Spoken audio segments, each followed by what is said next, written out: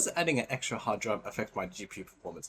So before I answer that question, we need to understand how PCIe lanes work. With the CPU and the motherboard. The motherboard has a chipset. The chipset can be like, let's say the B850, which is the latest generation AMD motherboard. So CPU can support up to 24 lanes, and then the B850 can support up to, let's say, 30 extra lanes. The CPU is the high priority, so components like the GPU and high NVMe SSD storage devices take up the CPU lane. Because a GPU that takes 16 lanes, so you do 24, take away 16, and then NVMe SSD usually takes up 4 lanes, so then you have 4 lanes left on the CPU.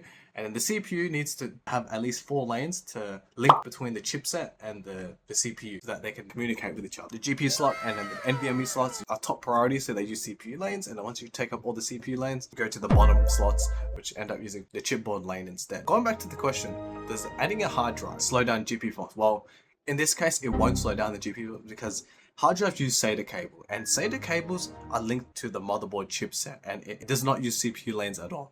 So the extra hard drive will never ever interfere with the CPU lane. They'll always be in the chipset lane. Yeah, you can add like 2-3 hard drives and still that won't affect your GPU performance at all.